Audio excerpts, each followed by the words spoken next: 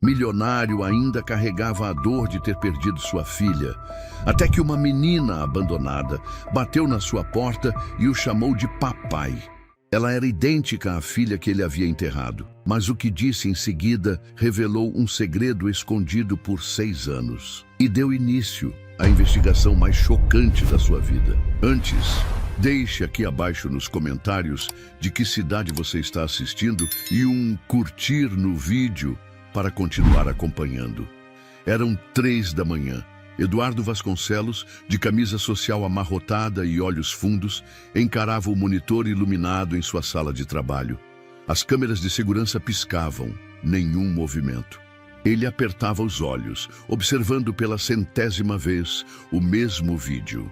O último registro da filha Letícia viva, 6 anos atrás, correndo pelo jardim da casa com um vestido azul celeste e rindo como se a vida fosse eterna. Até aquele dia maldito, o dia do incêndio. O dia em que o mundo desabou. Renata dormia em algum quarto da mansão, ou pelo menos tentava. Eduardo não via mais graça em dormir. Tudo o que fazia agora era investigar, revisar arquivos, tentar entender o inexplicável. O laudo do incêndio dizia que Letícia havia morrido carbonizada, mas os detalhes nunca se encaixaram. O corpo irreconhecível, a perícia apressada. Ele tinha convicção de que havia algo errado, mas ninguém mais acreditava. Até que escutou.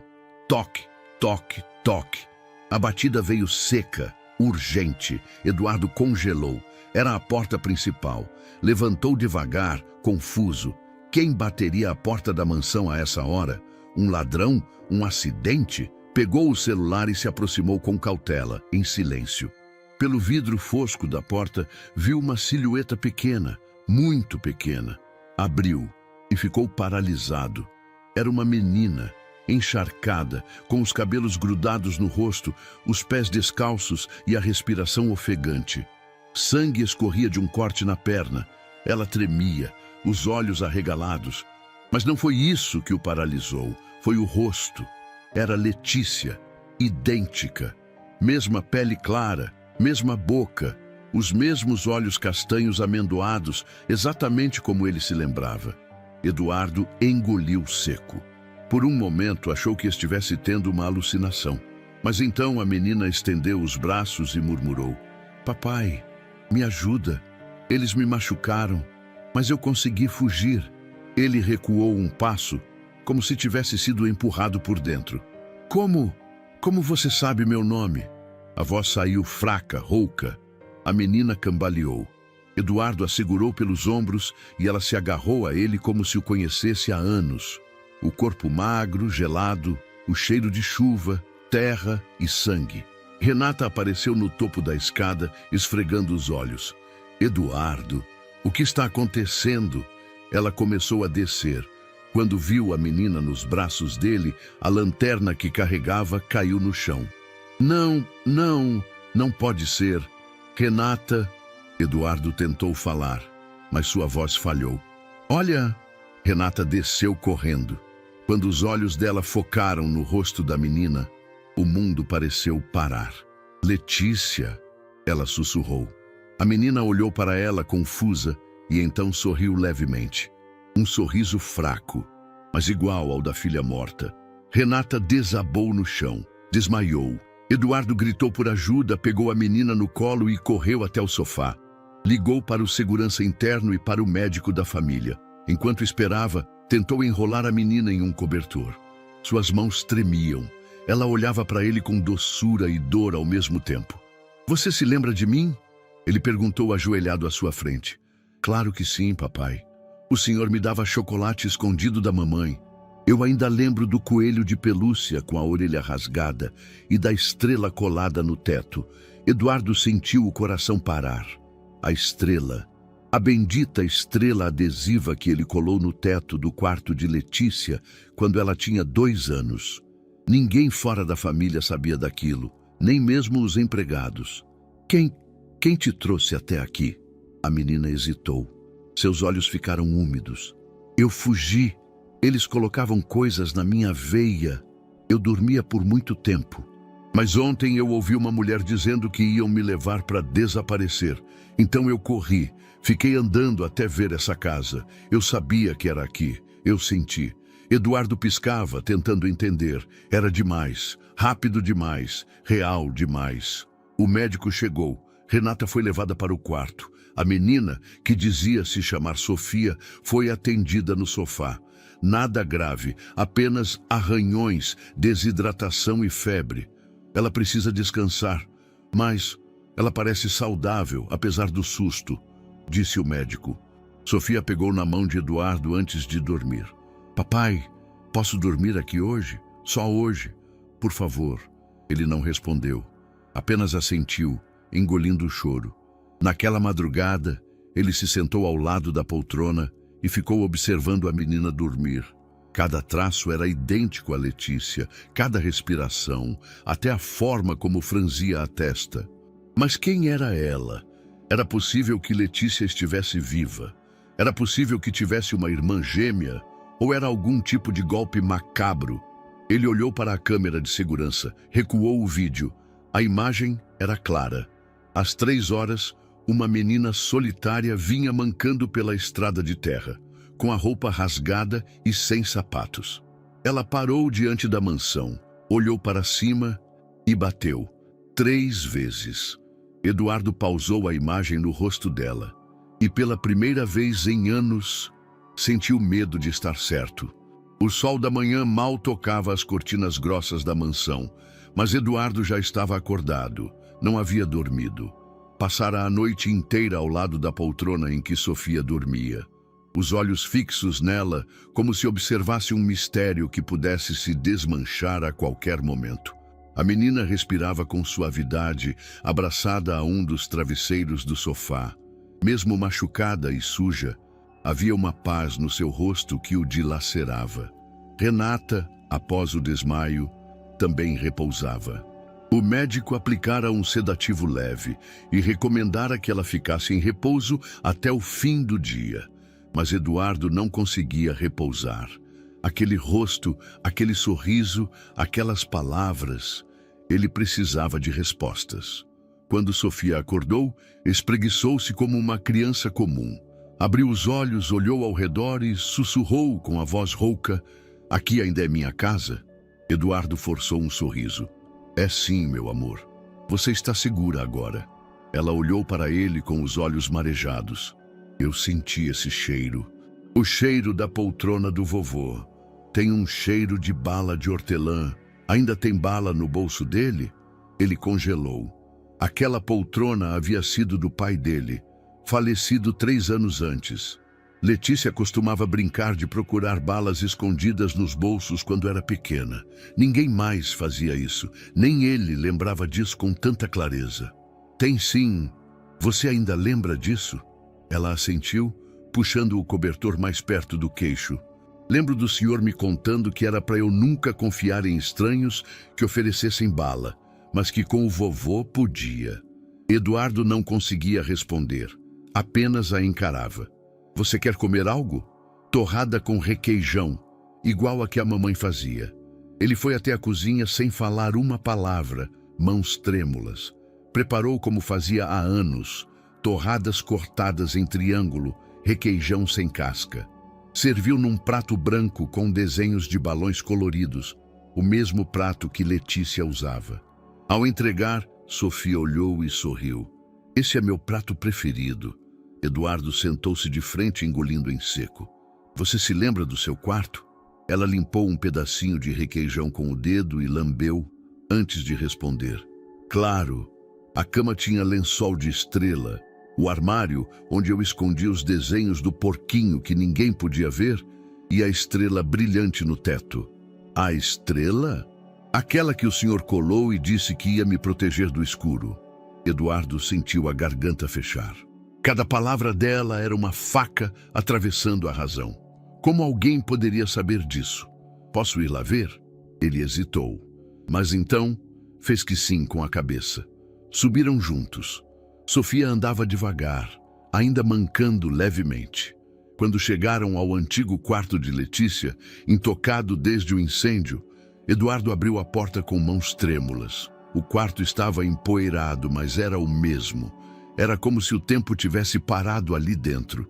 A menina entrou sem hesitar. Ainda está tudo igual, disse baixinho, passando os dedos pela cômoda.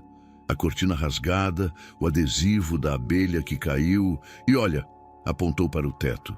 A estrela ainda brilha, mesmo de dia. Ela se aproximou do baú de brinquedos e tirou um coelhinho com uma orelha rasgada. Esse aqui, meu preferido. Chamava Fubá, né? Eduardo sentou na beira da cama. Sentia o coração apertar, como se revivesse um luto interrompido por um milagre. Aquela menina, ela sabia demais. Tem mais alguma coisa que você lembra daqui? Ela se aproximou da prateleira de livros e apontou para um volume grosso, de capa azul. Atrás desse livro tem uma carta que eu escrevi para o senhor. Mas a mamãe nunca deixou entregar. Eu escondi aqui. Eduardo, com mãos trêmulas, retirou o livro. Atrás dele, uma pequena carta dobrada em papel rosa. Letícia havia escrito aos 5 anos, em caligrafia infantil, com corações desenhados. Dizia: papai, quando eu crescer, quero morar na sua casa para sempre. Ele caiu de joelhos. Não era possível. Renata, ainda pálida, apareceu na porta. Eduardo, o que está acontecendo? Ele se levantou devagar e mostrou a carta. Ela sabia onde estava. Sabia do prato, do coelho, da estrela. Renata olhou para Sofia, com os olhos marejados. Quem é você? A menina respondeu calma. Eu sou Letícia, mas agora me chamam de Sofia, porque foi esse o nome que colocaram quando me levaram. Renata recuou, balançando a cabeça. Não, isso é loucura. A Letícia, a nossa filha morreu. Não morreu. Ela está aqui. Eduardo segurou firme no braço da esposa. Eu quero que você ouça o que ela tem para contar. E se mesmo assim você achar que é invenção, eu levo ela para fora daqui. Mas me dá uma chance. Renata, em choque, apenas assentiu. Eduardo levou Sofia até a sala de estar e ligou o celular. Colocou para gravar. Sentou-se à frente dela. Sofia, ou Letícia, quero que você me conte tudo. Desde o começo. Tudo o que lembrar. Eu só quero entender. A menina olhou para os dois, respirou fundo e começou. Eu lembro de um quarto com luz branca, muito branca. Eu dormia muito. Às vezes colocavam tubos no meu braço. Dizia que era para eu ficar forte, mas às vezes eu ficava com dor. Tinha outras crianças. Algumas falavam, outras não. Eu sonhava muito e às vezes ouvia uma voz. Uma mulher dizendo: ela ainda tem memória original. Como você chegou até aqui? Eu fugi. Uma moça disse que iam me levar para outro lugar. Um lugar de onde ninguém voltava. Eu esperei ela dormir. Saí pela janela. Andei muito. Choveu. Eu vi a árvore grande na entrada. Eu lembrei. Lembrei da casa. Eu sabia que era aqui. Renata chorava em silêncio no sofá. Eduardo pausou a gravação. Seus olhos se cruzaram com os de Renata. A gente precisa de ajuda. Ela apenas balançou a cabeça. Mais tarde, quando Sofia dormia, Eduardo abriu uma gaveta trancada no escritório e tirou um cartão antigo. O número de alguém que ele jurara nunca mais contatar. Mas agora não tinha escolha. Discou. Alô? Marcos Teixeira? Quem está falando? Eduardo Vasconcelos, preciso de você. É sobre a Letícia. Eduardo? Mas sua filha está aqui, na minha casa, e ela lembra de tudo. Silêncio. Depois, uma respiração pesada. Estou indo. Eduardo Vasconcelos olhava fixamente para o pequeno envelope de plástico em cima da mesa. Dentro, fios de cabelo cuidadosamente colhidos da escova que Sofia usara naquela manhã. Ele não falara nada para a menina. Apenas disse que precisava guardar o que caíra naturalmente. Não queria assustá-la, nem deixá-la confusa, nem deixá-lo mais confuso do que já estava. O relógio marcava 11 horas. Ele estava no consultório da doutora Beatriz, uma geneticista de confiança da família, discreta, cuidadosa. Havia trabalhado com ele em projetos empresariais que exigiam exames de paternidade por questões de herança. Mas hoje, Era diferente. Tenho urgência, doutor, ele disse, com a voz baixa.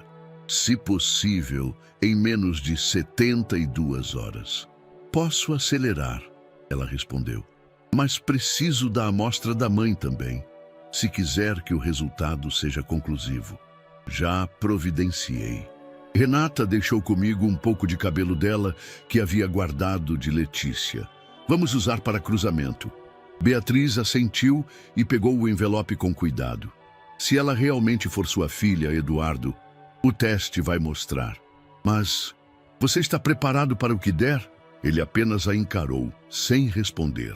Marcos Teixeira chegou à mansão no fim da tarde, com a mesma expressão de sempre, olhar afiado, casaco escuro e uma pasta de couro gasta pendurada no ombro.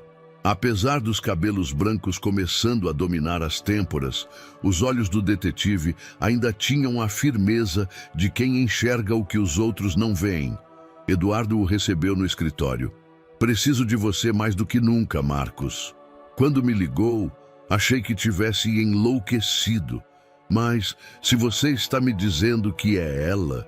O detetive olhou para o porta-retrato na mesa. Uma foto de Letícia sorrindo aos 4 anos. Então, vamos atrás da verdade. Eduardo abriu uma pasta e mostrou a gravação da conversa com Sofia. O áudio era claro.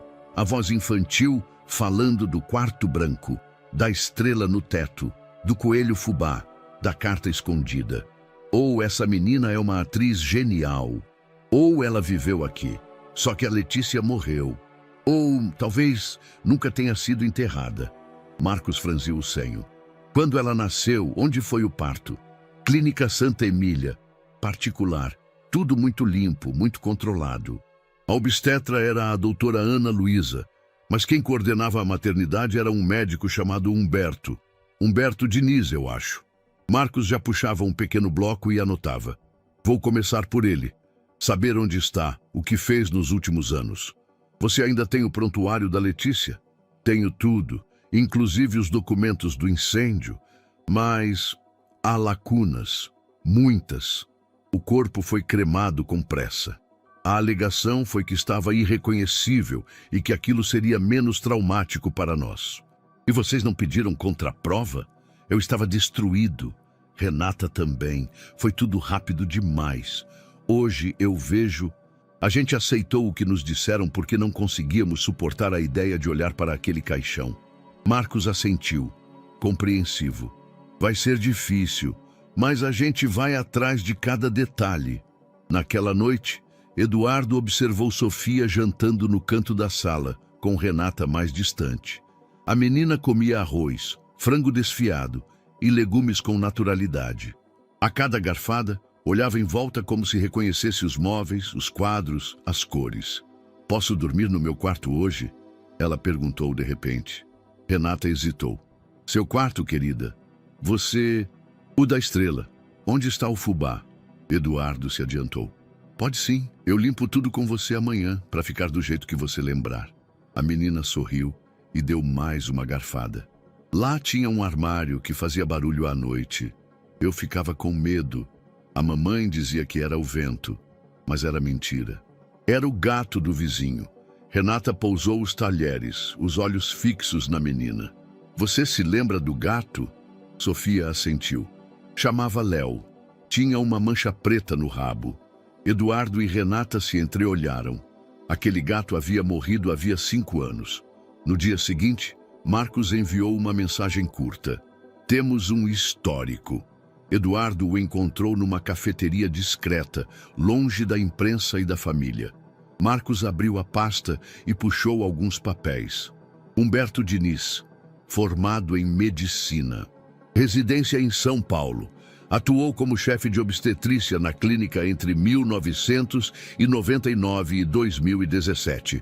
Foi afastado após uma denúncia anônima de negligência em um parto que resultou em morte. Nunca chegou a ser indiciado. O caso foi abafado. Onde ele está agora? Sumido. Está registrado como pesquisador independente, sem vínculo ativo com nenhuma instituição médica há 5 anos. Não tem redes sociais. Usa um endereço comercial no nome de uma fundação que não existe mais.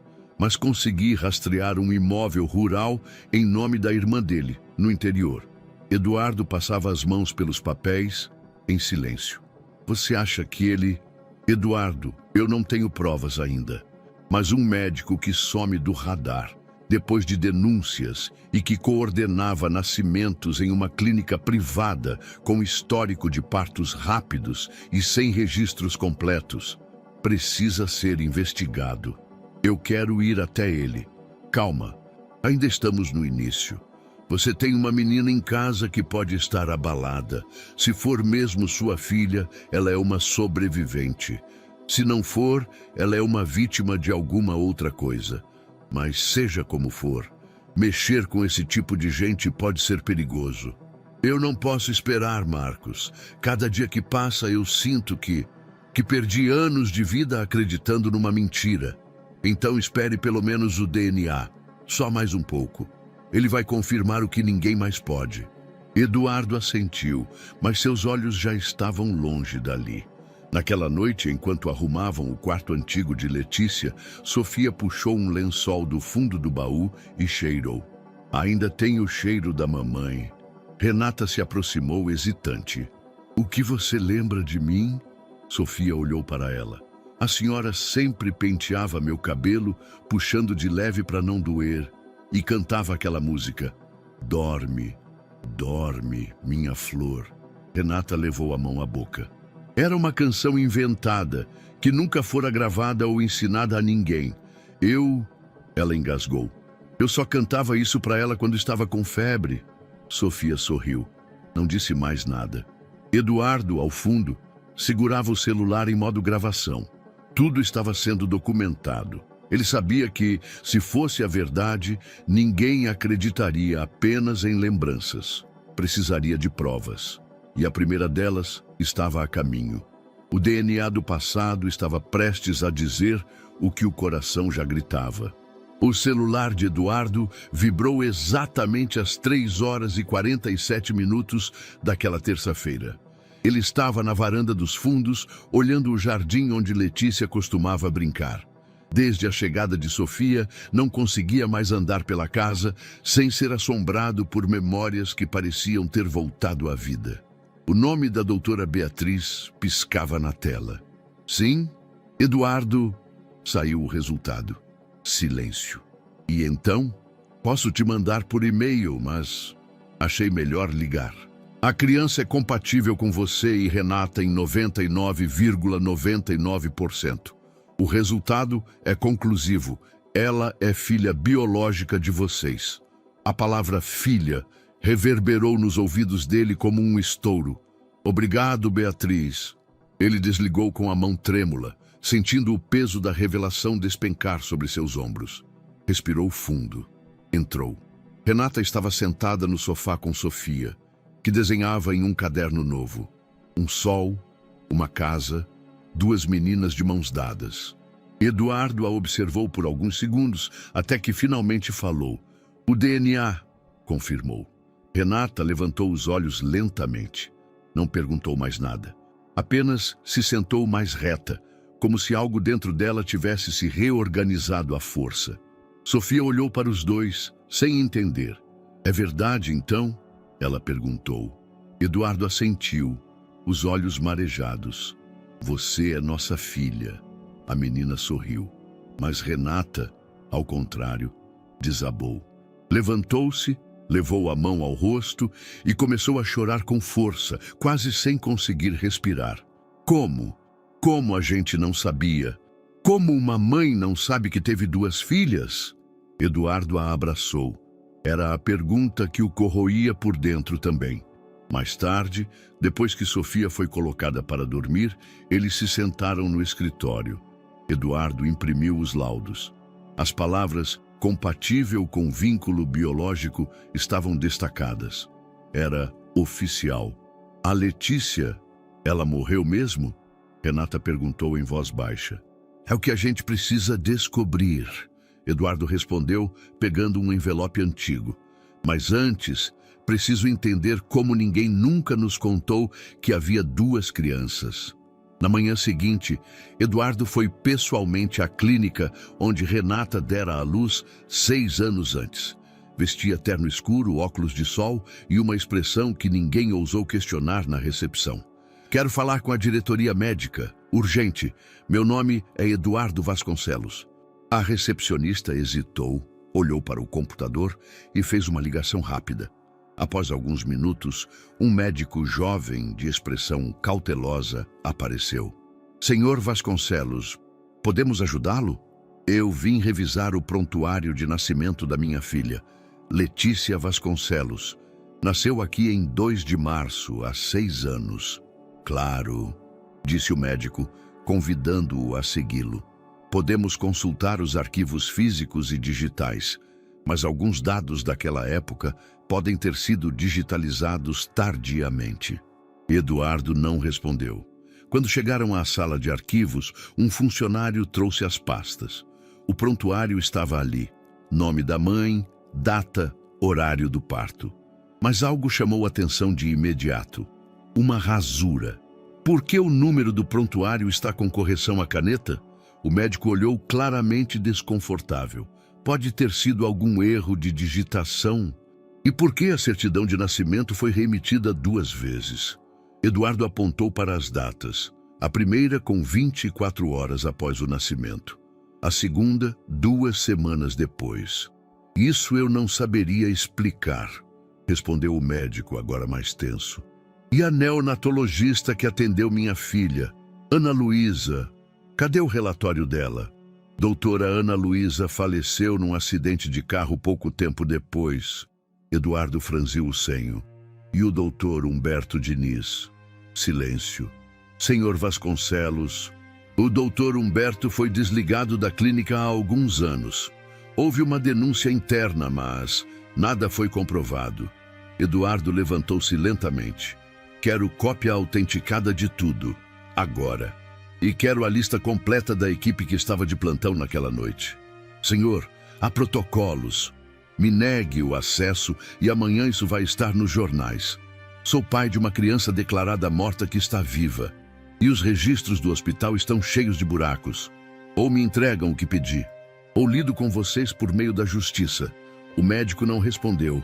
Apenas assentiu, engolindo em seco.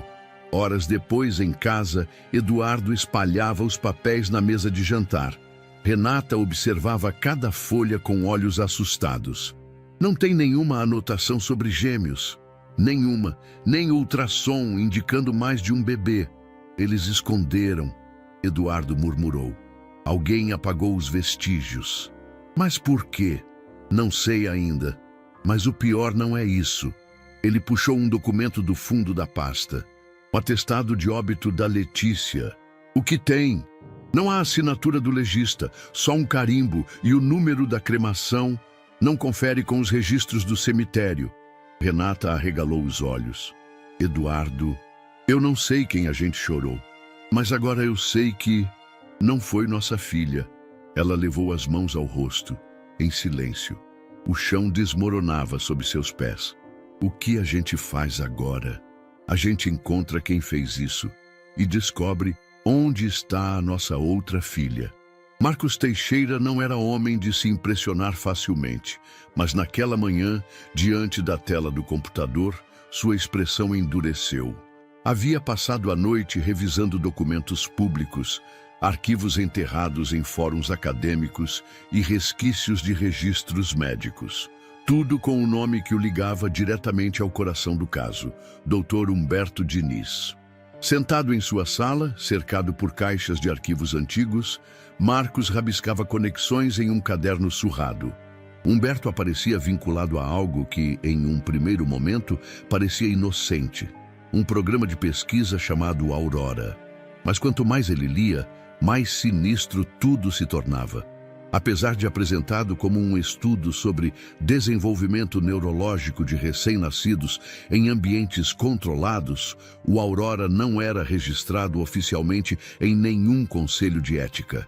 A linguagem dos relatórios era vaga e os nomes das crianças, sempre com iniciais, estavam apagados ou codificados. Em muitos documentos, havia selos falsificados de aprovação científica e contratos assinados por entidades, que depois Marcos constatou que não existiam. Era uma estrutura cuidadosamente arquitetada para parecer legítima por fora, mas podre por dentro. Marcos ligou para Eduardo no início da tarde. Consegui algo. O quê? Um nome, um projeto, um absurdo. Projeto Aurora. Te encontro aí em 1 hora. Quando chegou à mansão, Eduardo já o esperava na biblioteca, com Renata ao lado. Marcos espalhou as folhas impressas sobre a mesa e foi direto ao ponto. Humberto Diniz coordenou um projeto chamado Aurora. Por cerca de 6 anos. O nome não aparece em nenhum registro do Conselho Regional de Medicina. Não tem aprovação ética nem relatório de encerramento. O conteúdo foi hospedado em um domínio privado, já fora do ar. Tive que acessar por arquivos armazenados na nuvem. Mas o que era esse projeto exatamente? Eduardo perguntou, de olhos fixos no papel. Uma suposta pesquisa de acompanhamento de desenvolvimento cerebral de gêmeos idênticos. O texto usa palavras técnicas, mas o que ele fazia era simples e criminoso. Separar os gêmeos ao nascer, registrar o progresso deles em ambientes distintos e documentar. Separar? Renata sussurrou. Sim, um ficava com a família biológica, o outro era entregue a famílias associadas ao projeto, ou em instituições com vínculos indiretos. Tudo parecia legal, com papéis assinados, laudos médicos, até registros em cartório. Mas tudo era parte da encenação. O objetivo declarado era comparar estímulo, cognição e comportamento em diferentes contextos. Nenhum comitê ético aprovaria isso, mas, à primeira vista, parecia autorizado. Então a gente não foi o único. Não. Eu acredito que dezenas de gêmeos foram separados. O projeto atuava principalmente em clínicas privadas, com partos que constavam como sem intercorrências. A maioria dos registros é vaga, com dados maquiados, mas há padrões. Renata se levantou trêmula. Eles pegaram minha filha, como se fosse um objeto de estudo. Eduardo fechou os punhos. E o que a gente faz agora? Marcos puxou mais 2 folhas. Consegui o nome de 3 ex-funcionários da clínica onde vocês fizeram o parto. 2 deles trabalharam sob supervisão direta do Dr. Humberto. E um deles já foi visto saindo de um endereço rural onde Humberto teria se abrigado nos últimos anos. Posso tentar contato? Faça isso, Eduardo disse de imediato. Mas com cuidado. Essa gente sabe o que fez. Se ainda estão envolvidos em algo, podem tentar se proteger. 2 dias depois, Marcos conseguiu marcar um encontro com uma ex-enfermeira chamada Cecília Prado, que havia trabalhado no setor neonatal durante o período do nascimento de Letícia. Foi em um café modesto, nos arredores da cidade. Ela chegou nervosa, óculos escuros, rosto abatido. Eu não devia estar aqui, foram suas primeiras palavras. Ninguém vai saber, Cecília. Só queremos entender o que aconteceu com nossa filha. Eduardo falava baixo, controlando a ansiedade. Ela hesitou, mas finalmente tirou os óculos. Eu era enfermeira da clínica na época. Entrei nova, cheia de vontade de fazer a coisa certa. Mas logo percebi que havia algo estranho. Recém-nascidos que sumiam do plantão. Trocas de documentos, médicos que se reuniam em horários incomuns, falsificações. Você lembra do nome da nossa filha? Letícia Vasconcelos. Lembro. E lembro que naquela noite a sala obstétrica foi trancada por mais tempo do que o normal. O Dr. Humberto mandou todos os funcionários da ala neonatal saírem durante o parto. Só a neonatologista ficou. Quando voltamos, ele já havia assumido os registros. Você viu os bebês? Ela hesitou, olhou ao redor. Vi 2 bebês, meninas idênticas. Ele nos mandou registrar apenas uma. E no dia seguinte, os documentos estavam diferentes. Tudo foi trocado. Mas para quem visse de fora, os papéis pareciam em ordem. Eram muito bons nisso. Por que você nunca falou? Porque quem falou, sumiu. A doutora Ana Luísa morreu num acidente de carro poucas semanas depois. E o técnico de registros que questionou o sistema foi demitido no dia seguinte. Eu fiquei com medo, não sabia em quem confiar. Renata chorava, silenciosa. Você sabe para onde ele levava os bebês? Não sei, mas ouvia boatos. De que havia um lugar fora da cidade, um centro de estudos. Outros diziam que era um abrigo, um laboratório. Ninguém sabia ao certo. Só sei que os bebês sumiam e que ninguém mais perguntava depois. E hoje eu não tenho paz. Vivo olhando por cima do ombro. Mas saber que uma dessas meninas está viva me dá um pouco de alívio. Eduardo pegou sua mão. Você deu o primeiro passo para corrigir o que fizeram. Agora é nossa vez. De volta à mansão, Eduardo reuniu os papéis, gravações e o depoimento de Cecília.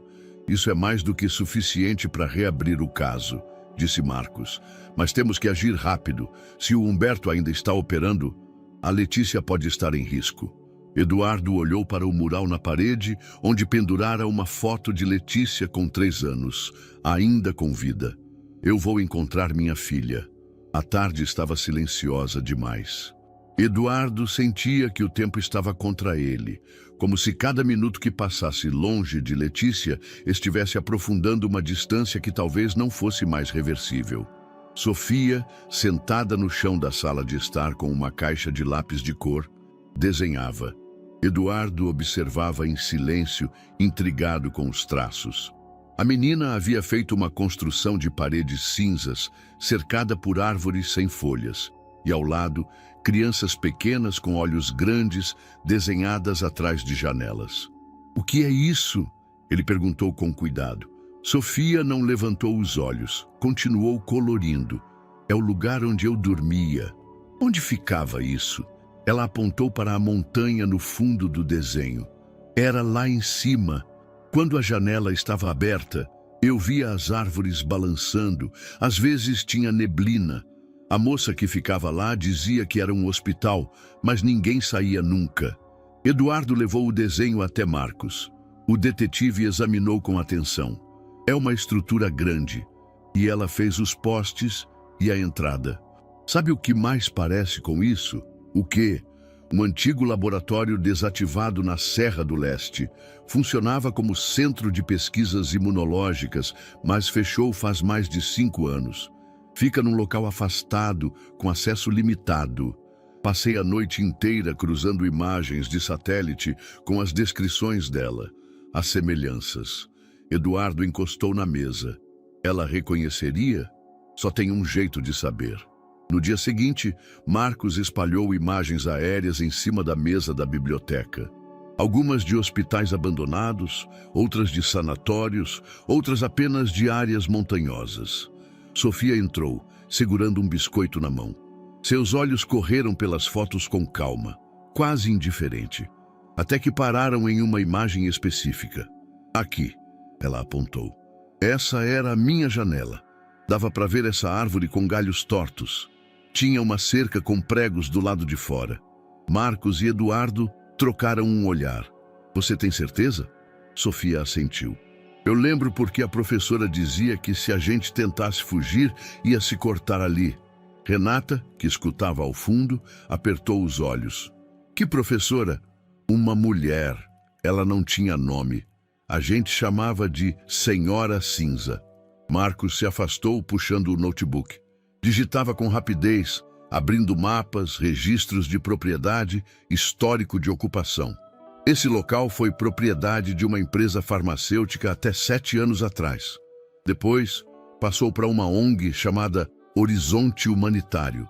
E há cerca de 4 meses foi vendida novamente, agora em nome de uma Fundação Arco Sul. Essa fundação existe? Existe no papel. CNPJ ativo, sede no interior. Mas quando fui verificar a sede, é uma loja de rações desativada, ou seja, uma fachada. Marcos assentiu. E tem mais. O local foi desativado semanas atrás. Mudaram tudo. Derrubaram a cerca, limparam os barracões e apagaram arquivos. Eduardo respirava fundo em silêncio. Por dentro, a urgência fervia. A justiça pode fazer alguma coisa? Já tentei contato com uma promotora amiga minha, mas sem ordem judicial, nada acontece. E do jeito que apagaram os rastros, qualquer denúncia oficial pode simplesmente fazer eles sumirem de vez com o que restou. Então vamos até lá. Marcos olhou com cautela. Eduardo, eu não vou esperar mais. Não depois de tudo que descobrimos. A gente tem a palavra da menina, a identificação visual e o histórico de um médico criminoso. O que mais precisa? Isso pode ser perigoso. Se eles ainda estiverem lá, eu não vou invadir armado, só quero ver com meus próprios olhos. Marcos suspirou, mas sabia que Eduardo não voltaria atrás. Então vamos com cuidado. Leva o equipamento para registrar tudo. E não entramos sem sinal de segurança. Se virmos qualquer movimentação, recuamos. Eduardo assentiu. Mas se Letícia estiver lá, eu não volto sem ela. Do lado de fora, Renata observava os dois discutirem o plano. Em silêncio foi até o quarto e encontrou Sofia dobrando roupas de boneca. Filha, você quer mesmo que a gente encontre esse lugar? Sofia a olhou com um misto de firmeza e medo. Quero que encontrem minha irmã. Renata sentiu o coração acelerar. Irmã? Sim, ela era igual a mim, mas nunca deixaram a gente ficar juntas. Uma vez a gente se viu pelo reflexo da porta. Ela estava dormindo, mas eu senti que era ela. Renata se ajoelhou e a abraçou forte, contendo as lágrimas. A gente vai encontrar, meu amor, eu prometo. No fim da tarde, Marcos imprimiu os últimos documentos. Fiz uma cópia dos registros de venda do terreno. Se algo acontecer, temos ao menos o histórico da ONG de fachada. E Sofia? Eduardo perguntou. Fica com Renata. A segurança aqui está reforçada. Já avisei um contato de confiança. A missão agora é simples. Confirmar se o local ainda tem vestígios de funcionamento. Se tiver, voltamos com reforço e a denúncia em mãos. Eduardo respirou fundo. Pegou o desenho da filha e o guardou no bolso do paletó. Se ela estiver lá, ela vai me reconhecer. O carro preto subia lentamente a estrada de terra cercada por árvores altas e retorcidas. Era início da manhã. A névoa ainda pairava sobre o solo, espessa e pesada, cobrindo tudo com uma camada de silêncio e incerteza. Eduardo dirigia. Ao lado, Marcos mantinha os olhos atentos ao GPS e ao mapa físico dobrado no colo. O sinal de celular vai cair em breve. Depois daquela curva, estamos por conta própria, disse o detetive. Eduardo assentiu sem dizer nada. Por dentro, o peito comprimido. Uma mistura de ansiedade, medo e um fio de esperança que parecia prestes a se partir. A propriedade cercada por mato e troncos caídos surgiu após quase 1 hora de estrada. O portão de ferro enferrujado estava entreaberto, como se tivesse sido deixado assim às pressas. Nenhum movimento, nenhum som além do vento cortando as folhas. Vamos a pé a partir daqui, disse Marcos descendo do carro. Carregavam lanternas, celulares com câmera, uma câmera portátil de backup e uma pasta com os documentos da investigação. Eduardo apertava o bolso do paletó onde estava o desenho de Sofia. Avançaram pelo terreno com passos lentos. Ao fundo, um prédio cinzento e baixo surgia entre as árvores. Era mais amplo do que alto. As janelas estavam quebradas, algumas cobertas por tábuas velhas. A placa que outrora existira havia sido arrancada, restando apenas parafusos enferrujados. Marcos arrombou a porta com um pé de cabra. O interior cheirava a mofo e abandono. O chão era de cimento cru, rachado em alguns pontos. As paredes descascadas ainda tinham marcas de quadros ou armários removidos às pressas. Tem sinais de evacuação rápida, sussurrou Marcos, mas não muito antiga. No máximo algumas semanas. Avançaram por corredores estreitos. A luz das lanternas dançava nas paredes. Eduardo mantinha o foco em tudo, cada detalhe, cada canto, cada som. Entraram em uma ala maior, com 4 fileiras de camas infantis de ferro, todas enferrujadas. Algumas ainda tinham travesseiros pequenos, outros estavam rasgados, cobertos por poeira e sujeira. Um brinquedo de pelúcia manchado jazia caído no canto. Uma boneca sem braço, em outra cama. Deus do céu! Eduardo sussurrou, apertando os olhos. Havia marcas nas paredes. Pequenas mãos sujas, como se crianças tivessem tocado ali repetidamente.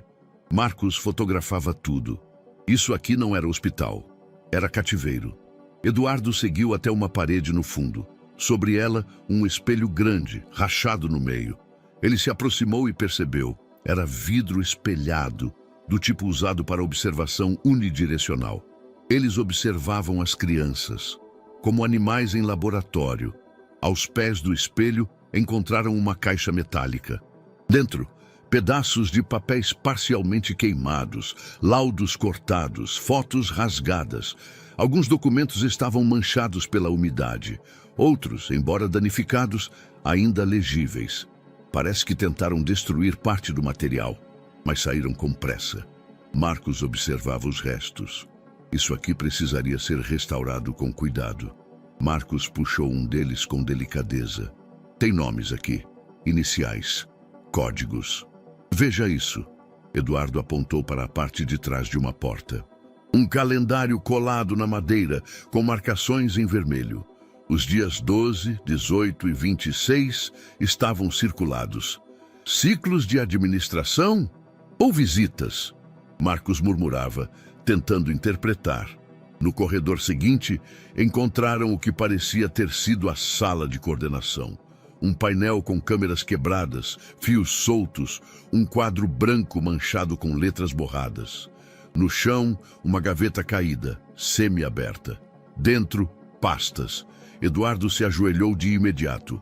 Aqui tem fichas ainda legíveis. Ele abriu uma. Era uma pasta com a etiqueta desbotada, mas ainda identificável. Arquivo 14B. Programa Aurora. Nascidos em 2 de março. Par idêntico. As mãos dele começaram a tremer. Abriu outra ficha. Meu Deus! Era uma lista datilografada, seguida de fichas clínicas. A tinta estava um pouco desbotada e algumas anotações haviam sido parcialmente apagadas. Mas o conteúdo principal permanecia claro.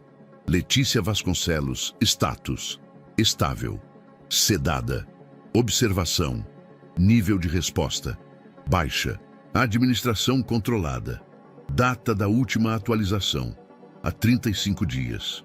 Eduardo levou as mãos ao rosto. Ela está viva. Tem certeza que é a sua filha? Marcos se aproximou. Eduardo apontou para o número do protocolo. O mesmo do prontuário de nascimento de Letícia. É ela, não tem dúvida. E a outra ficha deve ser a da Sofia, mas está faltando. Pode ter sido levada ou destruída. Eduardo se ajoelhou no chão frio. Eles sedaram minha filha. Mantiveram ela dopada por 6 anos. E só há 35 dias ela ainda estava aqui, Marcos disse, analisando a data do último registro. Eduardo socou o chão com força. Por isso ela nunca apareceu. Nunca falou, nunca reagiu. Eles esconderam ela, como se fosse um experimento, como se fosse descartável. Marcos fotografava cada ficha, cada etiqueta. Algumas estavam borradas, outras rasgadas nas bordas, mas o conteúdo central permanecia visível. Vamos pegar tudo que for possível e sair daqui antes que alguém apareça. Não, ainda tem mais. Eduardo, eu vou olhar o subsolo. Encontraram a porta de acesso atrás de uma estante empurrada. Marcos arrombou com esforço. Uma escada estreita levava a um nível subterrâneo, frio, ainda mais úmido. Desceram com cautela. Lá embaixo, arquivos em estantes de aço, etiquetas de plástico, caixas organizadoras. Havia sistemas de fichas por códigos. Muitos estavam abertos ou revirados, como se alguém tivesse tentado destruir parte do material, mas desistido no meio do processo. Marcos apontou para uma etiqueta. Pai 66. Gêmeos idênticos. Eduardo puxou a primeira caixa. Lá dentro, Mais de 60 registros numerados, todos com descrição similar: nascimento de gêmeos, separação, códigos de identificação e local de inserção. Algumas fichas estavam riscadas com caneta vermelha: falecido, transferido, reação adversa. Outras estavam manchadas, como se tivessem sido salvas às pressas de um incêndio ou alagamento. Eduardo recuou, os olhos marejados. Eram crianças, e tratadas como números. Marcos filmava tudo.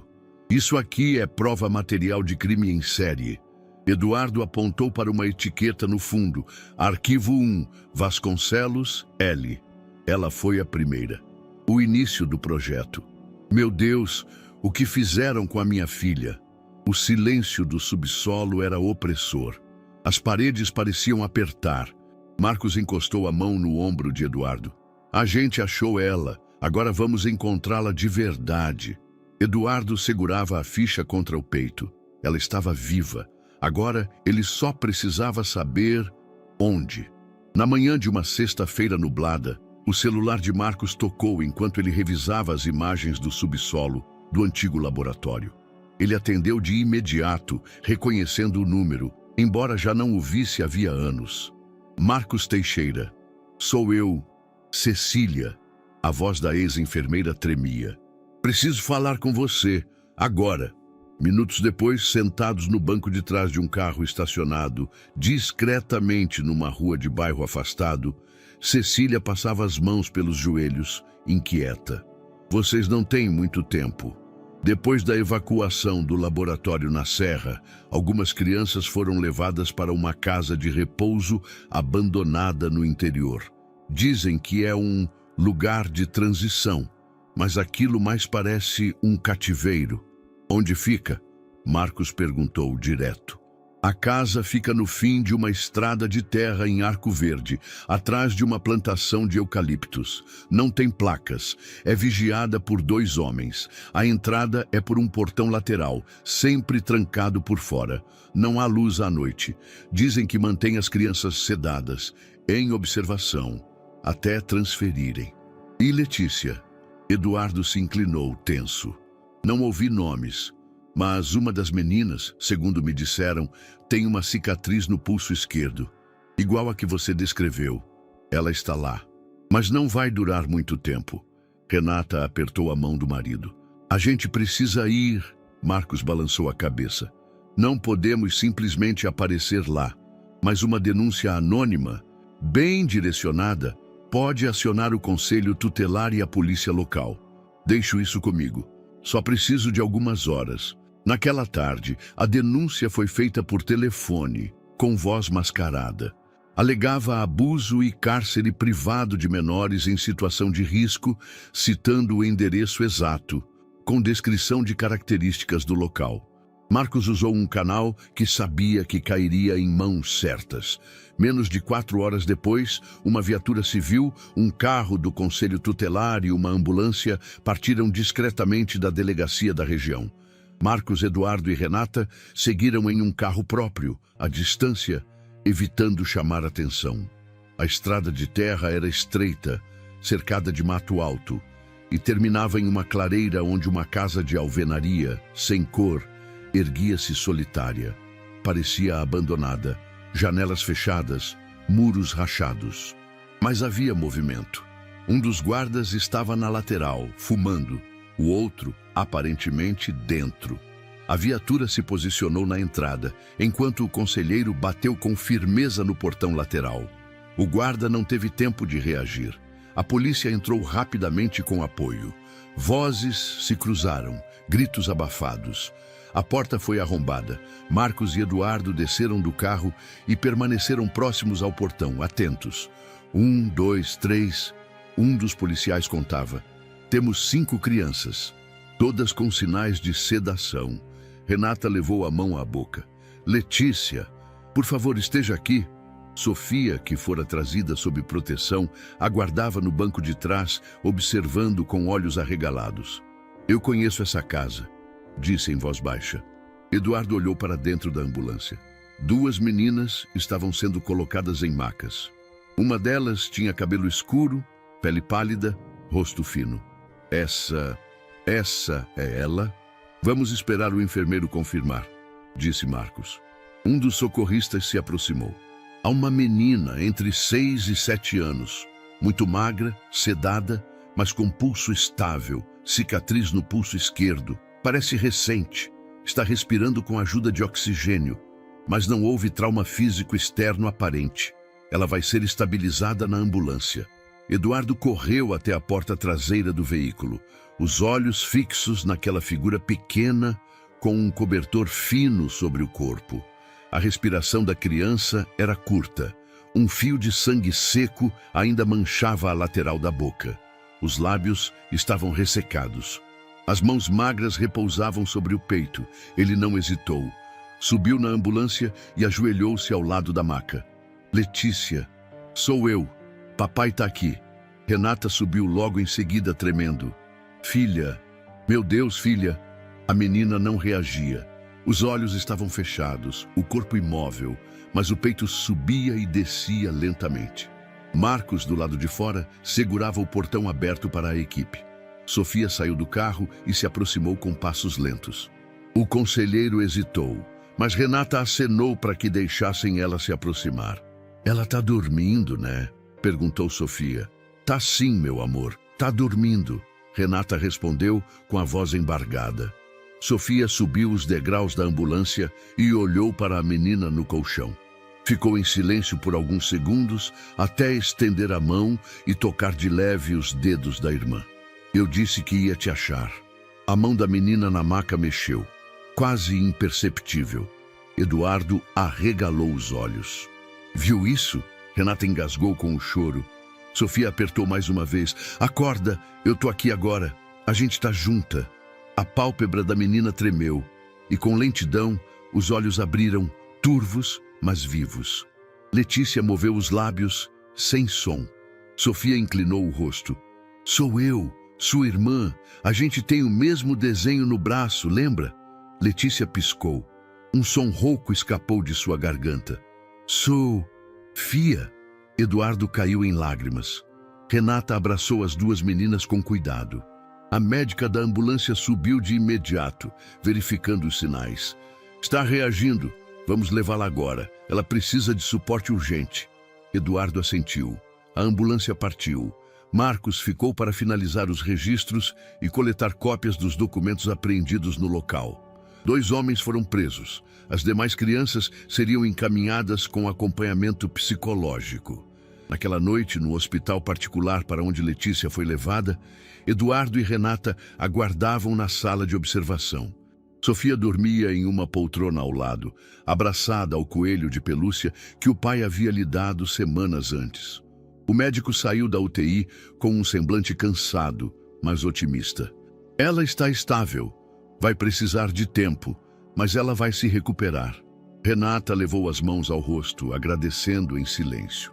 Eduardo apenas disse: a gente trouxe ela de volta. Foram 3 dias de silêncio absoluto. Letícia permanecia deitada, ligada a equipamentos simples, recebendo soro e alimentação por sonda. Apesar de acordar brevemente no primeiro dia, logo retornara ao estado de sonolência profunda. Os médicos diziam que era normal. O corpo estava em estado de proteção. Mas o que mais preocupava Eduardo e Renata não era a parte física, era o que vinha depois. Na manhã do 4º dia, quando Eduardo chegou ao quarto acompanhado de Sofia, encontrou Letícia sentada, apoiada nas costas da cama. Os olhos estavam abertos, mais vivos. Observavam o mundo ao redor com uma cautela silenciosa, como se cada objeto precisasse ser cuidadosamente decifrado. Bom dia, princesa. Eduardo falou com suavidade. Letícia não respondeu, nem piscou. Sofia entrou logo atrás, segurando um livrinho de capa dura. Trouxe para você. É aquele da borboleta. A gente tinha um igual no quarto. Ela se aproximou devagar e sentou na beira da cama, estendendo o livro. Letícia olhou, hesitou, e então virou o rosto para a janela. Ela não lembra? Sofia perguntou num sussurro. Eduardo se ajoelhou ao lado da cama, tentando conter a emoção. Talvez ela lembre, mas ainda está assustada. Ela passou muito tempo longe e o corpo dela aprendeu a se proteger. Sofia assentiu com tristeza. Ela está aqui agora e eu estou aqui com ela. Na ala administrativa do hospital, Renata assistia à reportagem que já circulava na TV. Alguém da delegacia local vazara a informação. E agora, as imagens da operação em Arco Verde estavam em todos os portais de notícias. Crianças eram mantidas sob sedação em casa abandonada no interior, dizia a chamada.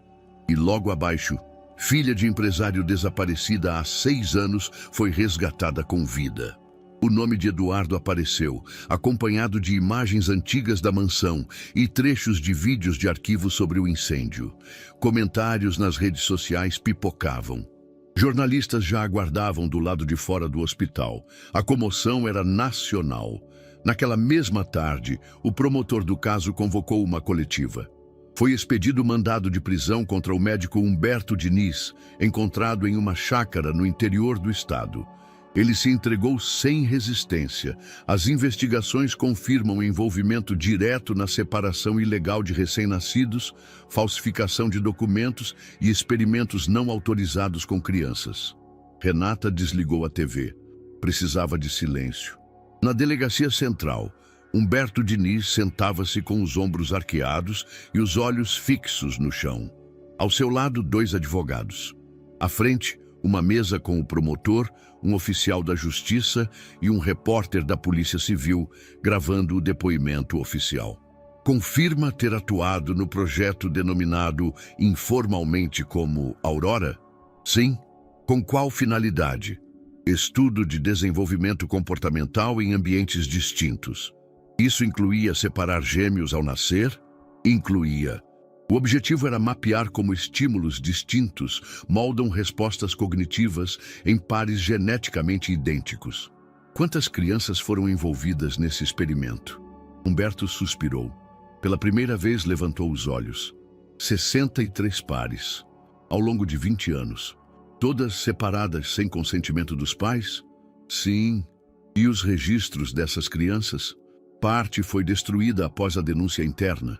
Outra parte ainda existe, escondida em locais distintos. Há cópias físicas e digitais. O senhor confessa? Confesso. As imagens do depoimento caíram como bomba na imprensa. A revolta pública foi imediata. Debates éticos dominaram os programas de TV. Médicos, psicólogos e juristas se pronunciavam. Entidades internacionais pediam acesso às provas. O escândalo ultrapassava fronteiras. No hospital, Eduardo assistia ao noticiário em silêncio. Ao seu lado, Letícia dormia.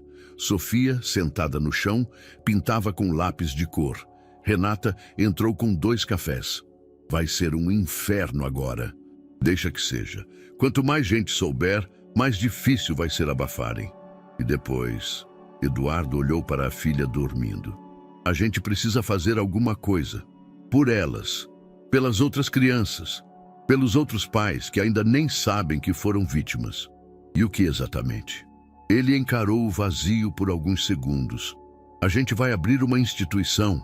Não só para acolher crianças encontradas, mas para investigar ativamente. Cruzar registros antigos. Mapear certidões. Localizar irmãos. Vamos dar estrutura a quem quiser procurar a verdade. Renata assentiu, com os olhos marejados. Você acha que isso vai curar tudo? Não, mas vai impedir que o silêncio continue ferindo. Na noite do 6º dia, Letícia falou. Foi uma frase curta. Num momento em que Sofia dormia debruçada sobre a perna dela, com o coelho de pelúcia no colo. Eduardo lia em voz baixa um trecho de um livro. Renata havia saído para buscar água. A menina virou o rosto e murmurou. O coelho. Chamava fubá, né? Eduardo congelou. O livro caiu no colo. Como é? Ele sussurrou. Letícia olhou para a irmã. Ela levava ele escondido no bolso do avental. Quando vinham me ver. Você lembra dela? Eu sentia que era minha irmã, mesmo sem saber. Eduardo passou a mão no rosto em lágrimas. Você está em casa agora, filha. Ninguém vai mais te machucar. Letícia fechou os olhos devagar, mas dessa vez, com paz. A casa dos Vasconcelos já não era a mesma. Em pouco mais de 2 meses, os corredores antes silenciosos foram tomados por vozes, passos, pastas empilhadas e nomes em busca de pertencimento. Onde antes havia apenas dor e memória, agora surgia movimento, reconstrução, propósito. No antigo salão de festas da casa, antes reservado para reuniões empresariais e eventos discretos, mesas dobráveis foram dispostas lado a lado, com notebooks, arquivos impressos e quadros com mapas. Um letreiro simples, preso à entrada, dizia: Instituição Estrela Nova. Na parede oposta, um grande mural branco, ainda vazio, mas não por muito tempo. Começamos com 124 nomes, disse Marcos apoiado sobre a mesa improvisada. São os que conseguimos cruzar com base nos arquivos recuperados, nos relatos de Cecília e em documentos que conseguimos da polícia. Todos com indícios de separação de irmãos ao nascimento? Eduardo perguntou. Sim. 63 pares, de acordo com a confissão do Humberto. Já localizamos 17 possíveis irmãos biológicos ainda vivendo em famílias que desconhecem sua origem. Renata, sentada no sofá com Letícia deitada ao seu lado, folheava uma das pastas. Alguma família já respondeu? 3. Uma delas confirmou por telefone. Aceitaram fazer o teste de DNA. Sofia entrou correndo na sala com um papel na mão. Olha, eu fiz um desenho para o mural. Era uma estrela grande, prateada, cercada por 2 pequenas figuras de mãos dadas. No topo, lia-se: Família é quando a gente se reconhece. Renata pegou o desenho e beijou a testa da filha. Esse vai ser o símbolo da nossa missão. Eduardo sorriu, e pela primeira vez em muito tempo, o gesto não parecia pesado. O processo era lento, burocrático e doloroso. Alguns pais não queriam acreditar. Outros tinham medo do que encontrariam. Muitos dos filhos haviam sido adotados legalmente, com documentos que na época pareciam legítimos. Havia crianças que cresceram sem saber que tinham irmãos, ou que eram filhos biológicos de outra família. A verdade feria, mas também libertava. A Estrela Nova contratou uma equipe de psicólogos voluntários, assistentes sociais, advogados, tudo coordenado com extremo cuidado. Marcos fazia questão de revisar cada histórico, buscando inconsistências que revelassem onde o sistema havia falhado. O primeiro reencontro aconteceu numa tarde chuvosa. Era um par de meninas, agora com 9 anos, separadas ao nascer e criadas em estados diferentes. As famílias, após o teste positivo, se encontraram na sede da instituição. O abraço entre elas durou longos minutos. Elas choraram sem entender porquê, mas choraram juntas. Reconheceram o cheiro, o timbre da voz, os olhos. Sofia e Letícia assistiram em silêncio. Quando a primeira estrela foi colada no mural, as duas aplaudiram com entusiasmo. Uma estrela para cada laço restaurado. 2 por vez, disse Renata. E assim a tradição começou. 2 semanas depois, mais 2 estrelas foram coladas. Um menino que descobriu sua irmã morando a menos de 15 quilômetros dele. Haviam estudado na mesma escola por 2 anos. Nunca se cruzaram, nunca souberam. Marcos montou um painel paralelo, um mapa do Brasil, com linhas conectando as famílias localizadas. Os traços pareciam cicatrizes, unindo pontos de dor. Tem um padrão, ele explicou. Os pares foram separados sempre em regiões distantes, mas com alguma ligação logística. Aeroportos, clínicas conveniadas, lares adotivos com vínculos diretos ao projeto Aurora. Você acha que alguém ainda está operando? Eduardo perguntou. Não com a mesma estrutura, mas os rastros indicam que parte da rede pode ter migrado para outras formas de adoção. O que começou como pesquisa virou comércio. O que antes era manipulação médica virou transação. Então, a Estrela Nova precisa crescer. Não, precisa, e vai. Mas mantendo a essência, reunir o que foi separado. Letícia caminhava melhor agora. Os olhos estavam mais vivos, a fala mais fluida. Ainda guardava silêncios longos e sustos repentinos, mas cada dia era uma conquista. Sofia a acompanhava para todo lado, como se sentisse que sua missão ainda não havia terminado.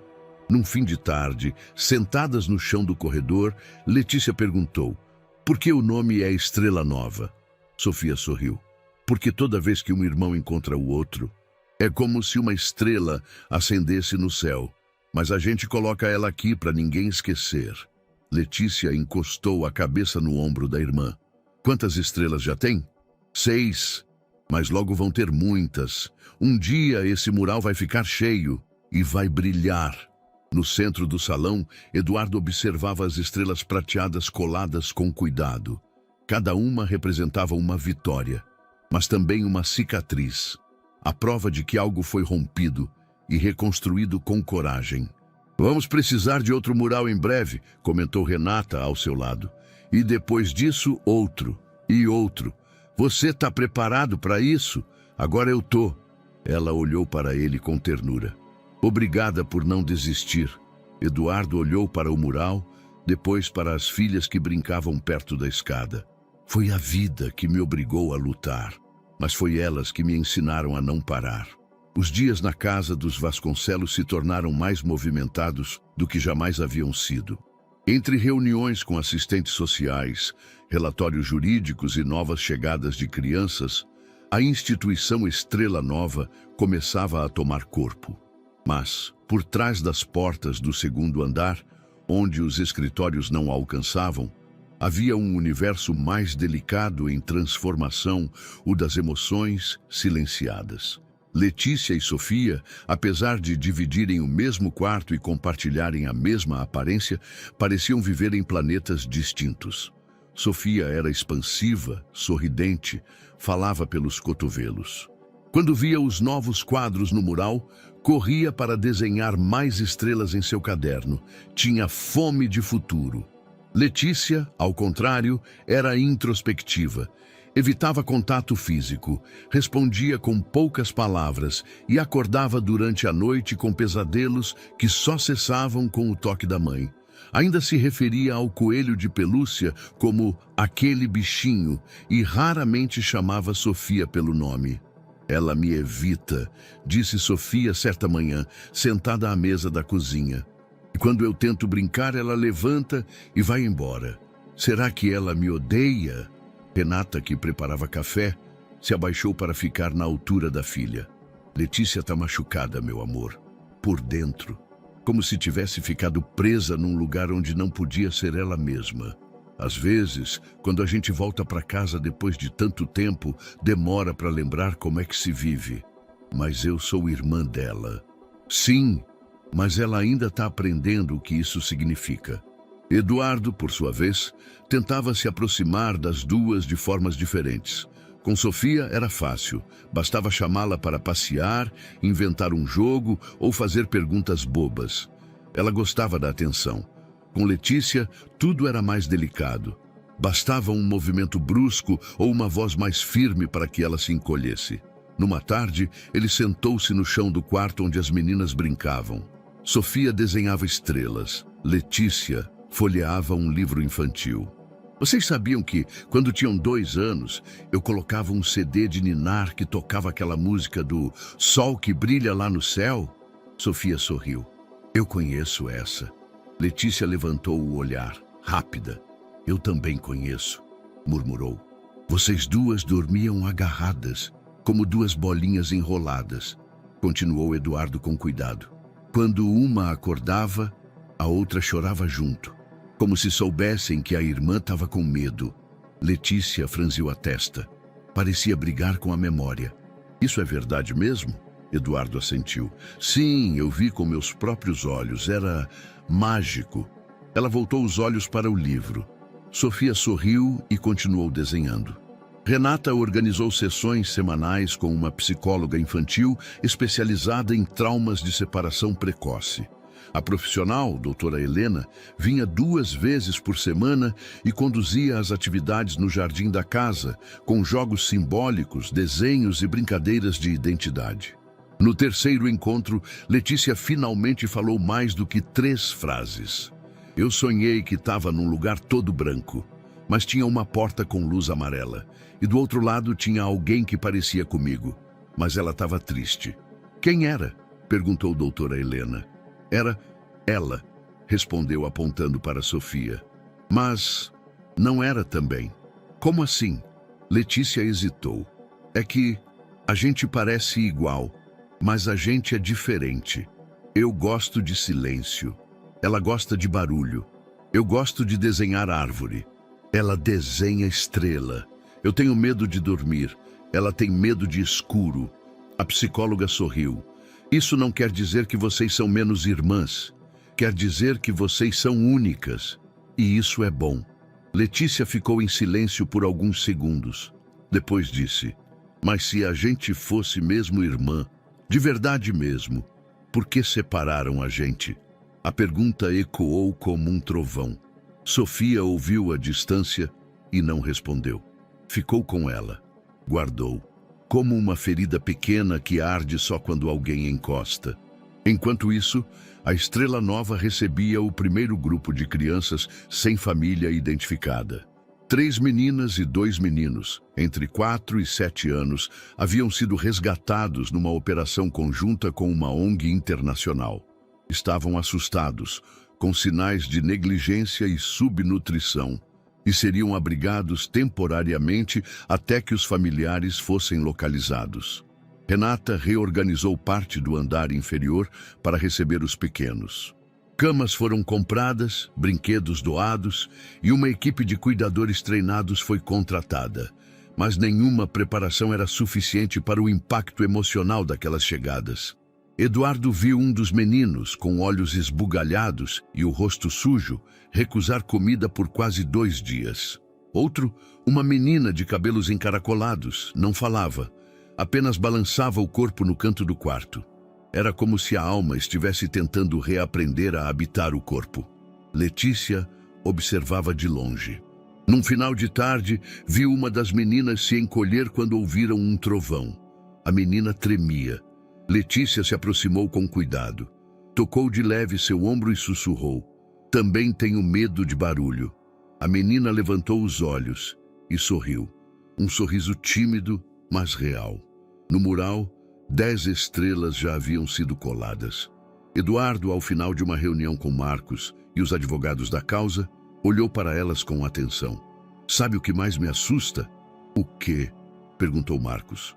Que a gente nunca vai saber exatamente quantas vidas foram afetadas, quantas famílias foram partidas. O projeto pode ter deixado marcas por gerações. Mas agora a gente está fazendo o caminho de volta, mesmo que leve o resto da vida. Eduardo assentiu. Mesmo que leve. Certa noite, enquanto o vento balançava as janelas e os últimos papéis eram recolhidos, Renata passou no quarto das meninas. Sofia já dormia.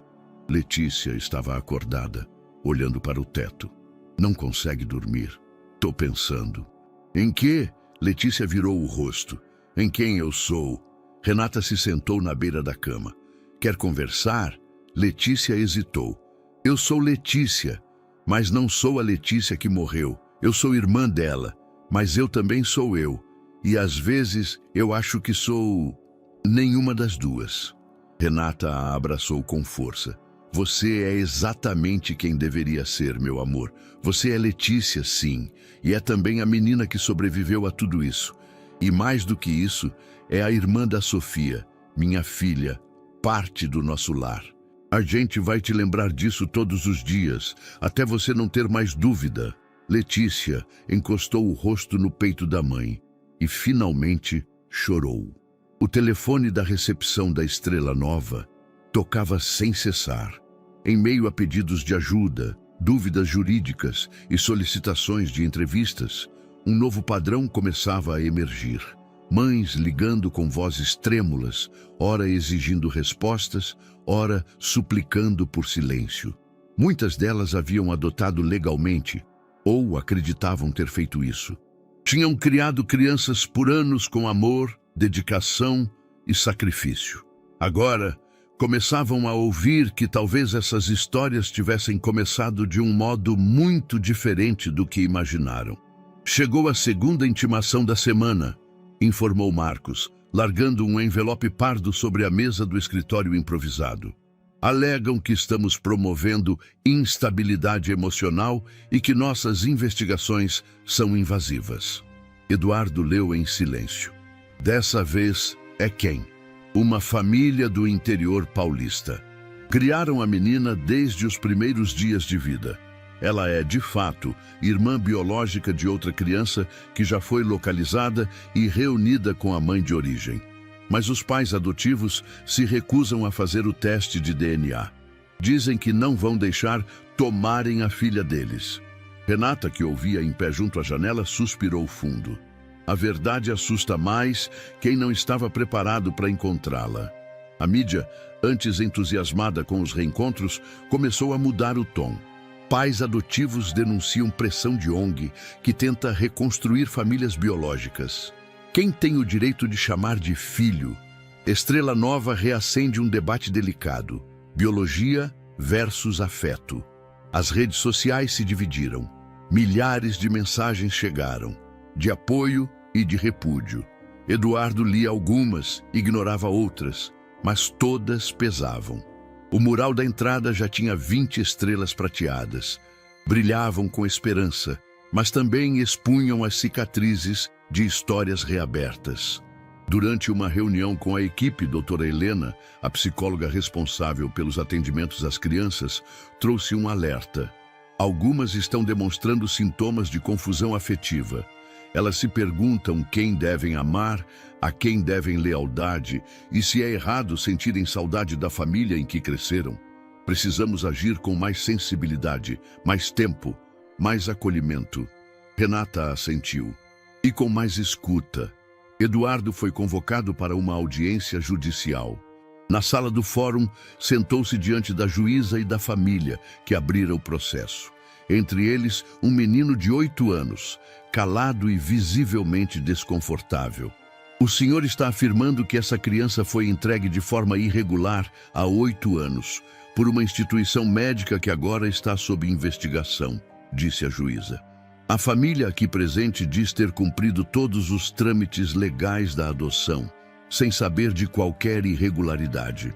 Temos documentos que mostram que o médico responsável já havia sido afastado por conduta ética suspeita, explicou Marcos, e que o nascimento de gêmeos foi omitido no prontuário original. Há indícios claros de manipulação documental. Indícios não são provas, rebateu a advogada de defesa. E o vínculo construído por quase uma década também precisa ser considerado. Esse menino tem uma família. Ele não é um objeto a ser reivindicado. Eduardo sentiu o estômago apertar. Aquela não era uma sala de batalha, era uma sala de dor. Na volta para casa, ao lado de Renata, ele desabafou. Estamos mexendo em histórias que têm camadas demais. Afeto, culpa, medo. Como separar tudo isso? Renata respondeu com calma. Talvez a gente não consiga separar, mas pode tentar costurar, sem pressa, com cuidado e sem desistir no meio do caminho. Os dias seguintes foram intensos. 7 novas notificações judiciais chegaram. A imprensa publicou artigos críticos. Um colunista chamou Eduardo de justiceiro emocional. Outro acusou a Estrela Nova de desestabilizar lares felizes. Na sala de reuniões, Eduardo encarou os rostos da equipe. Quem quiser sair, essa é a hora. Eu entendo. Marcos cruzou os braços. Eu não entrei nisso para fazer só o que é fácil, Renata completou. E eu não passei pelo que passei para agora me calar. Os demais permaneceram, em silêncio, mas com firmeza. Numa tarde chuvosa, uma mulher de cabelos grisalhos chegou à porta com uma foto nas mãos. Disseram que aqui talvez encontrem gente que eu pensei ter perdido para sempre. Ela foi recebida por Renata. Sentaram-se, conversaram. Mostrou documentos. relatou que, após um parto difícil, fora informada de que seu bebê havia nascido sem vida. Nunca viu o corpo, nunca teve uma certidão de óbito. A ficha médica confirmava um nome já conhecido pela equipe: um dos meninos do abrigo. O reencontro aconteceu no final do dia, sob o olhar atento de toda a casa. O menino, até então mudo, tremia enquanto a mulher ajoelhava diante dele e mostrava a mesma foto que trazia nas mãos. "Eu pedi tanto para te ver de novo", sussurrou. Ele esticou a mão, tocou a imagem. Depois, tocou o rosto dela e falou pela primeira vez desde que chegou: "Mãe." Naquela noite, enquanto todos dormiam, Eduardo se sentou diante do mural. As estrelas brilhavam sob a luz do abajur. 21. Cada uma com uma história, uma decisão difícil, um laço refeito à custa de esforço, lágrimas e coragem. Ele pegou papel e caneta, escreveu uma carta, curta, clara. Não buscamos heróis nem culpados, buscamos verdades. Crianças que foram separadas, famílias que não sabiam. Nem toda dor pode ser evitada, mas toda verdade merece ser conhecida. A estrela nova é feita de encontros, não de rupturas. É feita de lembranças, mas também de futuros possíveis. E enquanto existirem vidas esperando por respostas, continuaremos aqui, publicou nas redes. No dia seguinte, a carta já havia sido compartilhada mais de 300.000 vezes. E as ligações começaram a chegar novamente. Era fim de tarde quando Marcos Teixeira recebeu o dossiê. O envelope chegou sem remetente, mas com selo de envio da fronteira entre o Brasil e a Argentina. Dentro havia apenas 3 folhas. 2 com informações básicas, nomes, datas, local, e a última com uma foto borrada em preto e branco. 2 meninos loiros de mãos dadas, com expressão vazia diante de um portão metálico. Marcos examinou a imagem. O carimbo no verso indicava um abrigo particular em Corrientes. Mas o que mais chamou a atenção foi a anotação manuscrita em vermelho: "Irmãos, gêmeos, levados de São Paulo, em 2 dias vão sumir." Ele não perdeu tempo. "Eduardo, precisamos conversar. Agora." Na sala de reuniões da Estrela Nova, Marcos jogou os papéis sobre a mesa. "Isso veio de alguém que trabalhou com o Dr. Humberto. Talvez parte da mesma rede. Essa pessoa está tentando limpar a consciência, só pode ser isso." Eduardo folheou os papéis em silêncio. No canto inferior de um dos documentos, lia-se um nome: Fundação Raízes Unidas. Nunca ouvi falar. ONG registrada em Buenos Aires. Teoricamente, trabalha com adoções internacionais. Só que, segundo investigações locais, tem processos judiciais congelados há anos e nenhuma transparência nas remessas de crianças para fora da América Latina.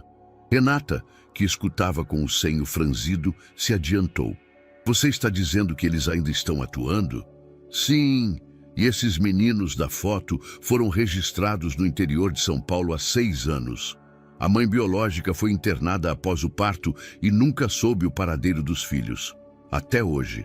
Eduardo fechou os punhos. "Precisamos ir." No dia seguinte, ele, Marcos e mais 2 voluntários embarcaram para a Argentina.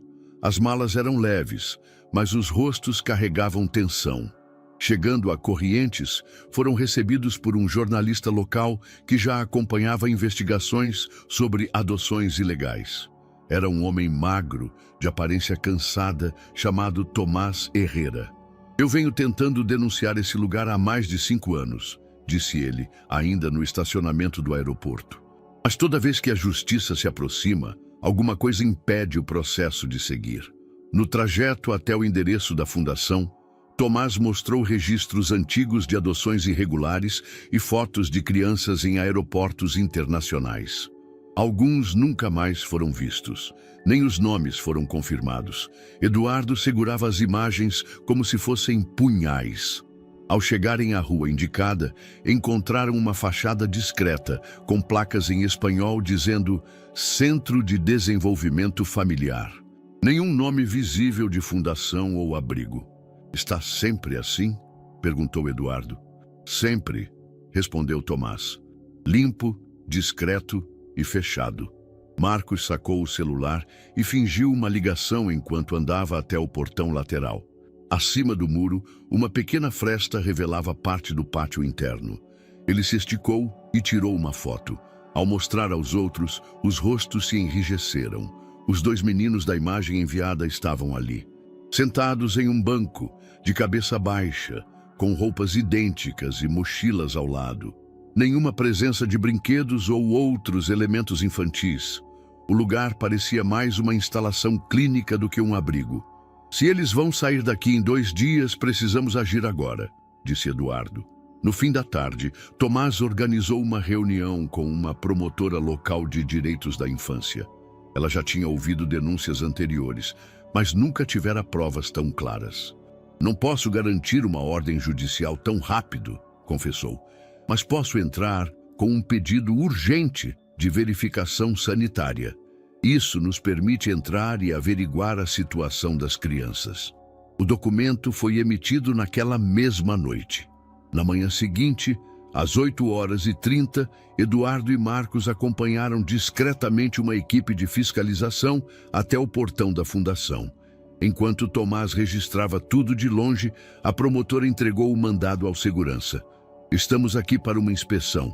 Precisamos verificar o estado das instalações e das crianças.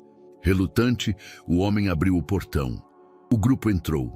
O local era silencioso demais. A poucos metros da entrada, os 2 meninos estavam sentados à mesa, com suco e pães à frente. Nenhum adulto os acompanhava de perto. Ao verem os visitantes, os irmãos se entreolharam. Um deles levou o dedo à boca, como se pedisse silêncio ao outro.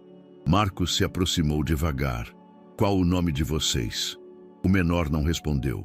Mas o mais velho encarou o detetive, hesitante. A gente tem que ir? Perguntou em voz baixa. Eles falaram que vamos voar hoje à noite. Eduardo sentiu um arrepio nas costas. Hoje? A promotora chamou reforço imediato.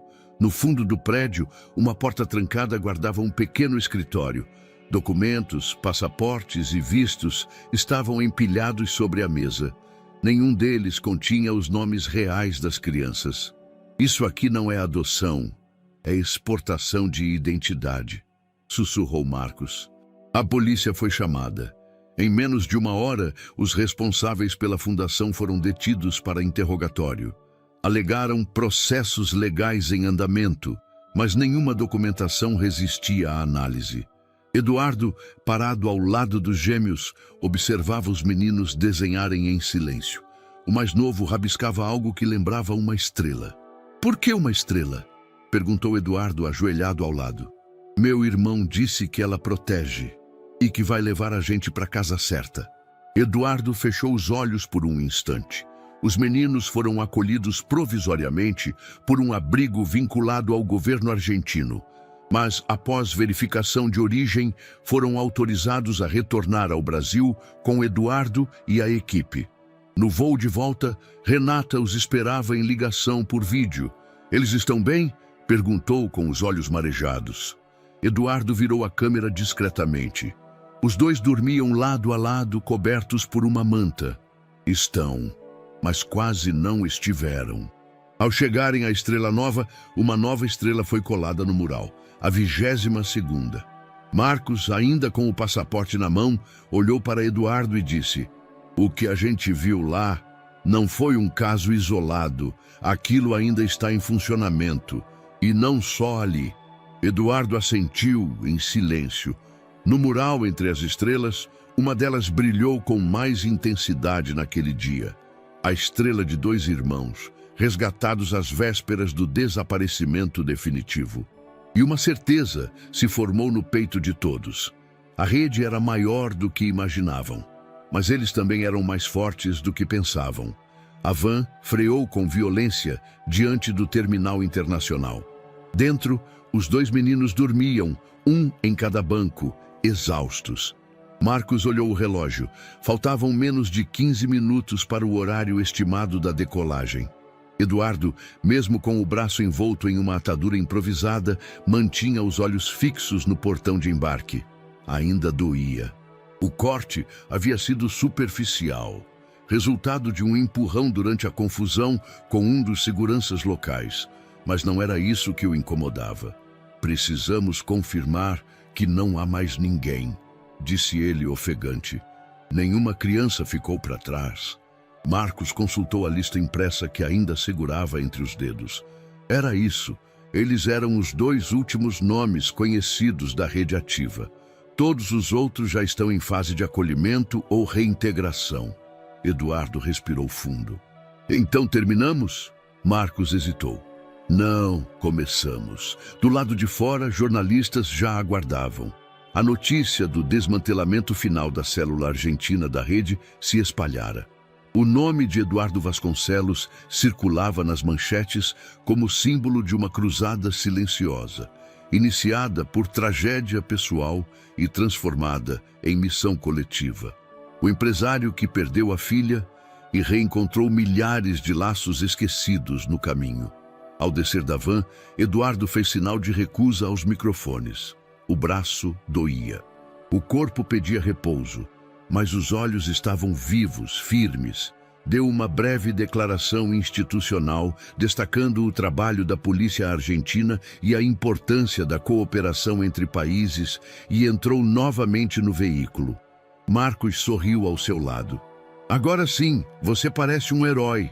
Só se herói também sangra e não dorme há 2 dias, respondeu Eduardo com ironia. Os melhores, sim. Na casa dos Vasconcelos, a sala estava em silêncio. Letícia e Sofia, sentadas juntas no chão, encaravam a TV. A reportagem mostrava imagens do resgate, o rosto de Eduardo, a entrada do abrigo, as crianças envolvidas. A repórter narrava os detalhes em tom grave e emocionado, destacando que a operação havia conseguido interceptar o embarque dos 2 irmãos apenas 10 minutos antes da decolagem. Letícia estreitou os olhos. Eles pareciam tão assustados. Sofia assentiu, abraçando os joelhos. A câmera mostrou Eduardo saindo com os meninos pela mão. A repórter usava uma frase de efeito. 2 nomes a menos em uma lista de silêncio e 2 vozes a mais na história da Estrela Nova. O rosto de Letícia suavizou. Ele é mesmo nosso pai, né?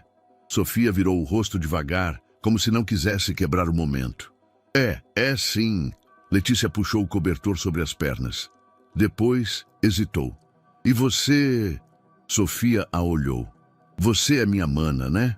O silêncio que seguiu foi maior do que qualquer palavra. Sofia piscou, como se confirmasse aquilo em pensamento. Em seguida, sorriu com os olhos. Sempre fui.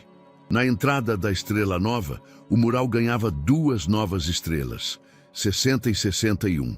Renata colou a primeira com cuidado. Estava mais pálida que o normal, mas firme.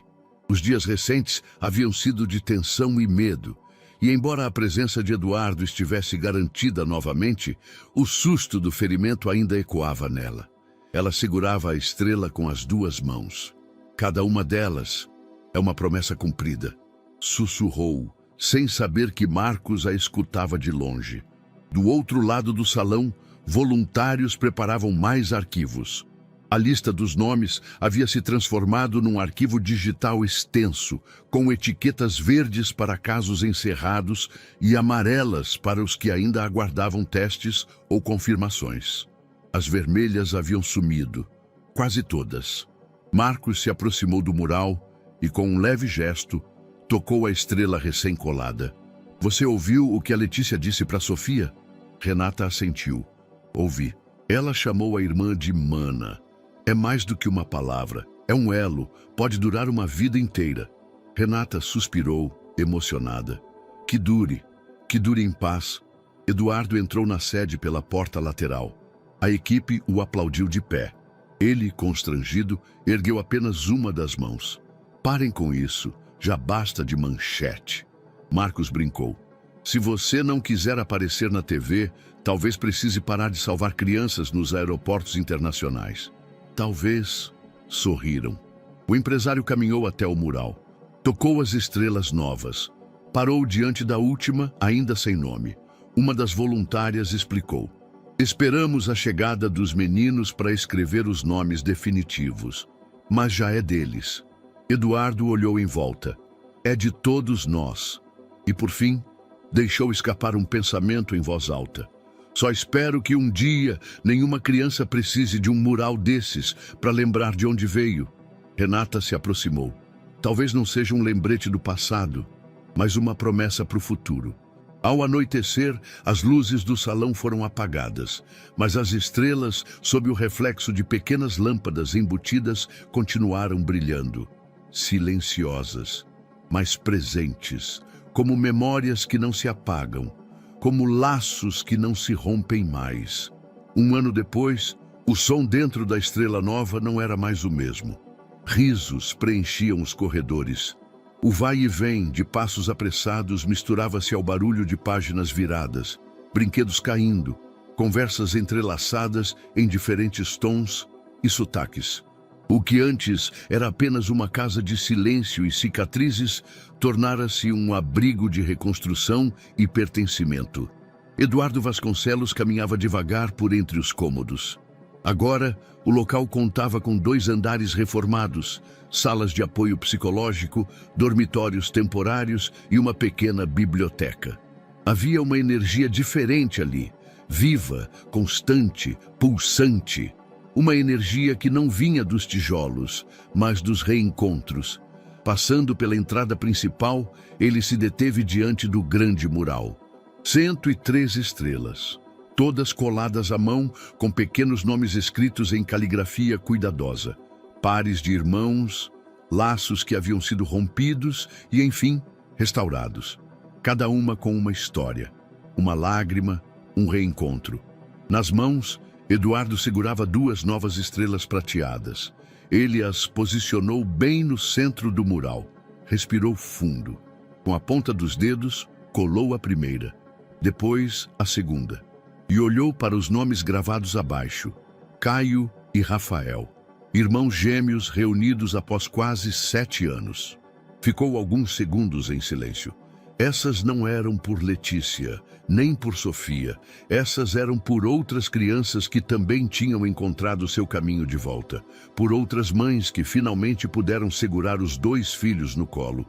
Por outros pais que descobriram que seus lares estavam incompletos. E agora não estavam mais. Atrás dele, uma voz ecoou suave. Papai? Ele se virou. Letícia e Sofia estavam no jardim descalças, correndo entre os canteiros de flores recém-plantadas. Ambas riam, segurando as mãos de 2 meninas menores, recém-chegadas. Guiavam-nas até o balanço sob a árvore, como se dissessem, "Você está segura agora." Eduardo sorriu, e seus olhos marejaram. De longe, Renata o observava da varanda, com uma xícara de chá nas mãos e um brilho sereno no olhar. A tranquilidade que ela carregava não vinha da ausência de dor, mas da presença de sentido. No céu, o sol começava a se esconder atrás das árvores. E as estrelas prateadas no mural, banhadas pela luz dourada do entardecer, pareciam acender, como se respirassem, como se vivessem. Ali, cada estrela era a prova de que o amor encontra seu caminho, mesmo que demore, mesmo que doa, sempre encontra.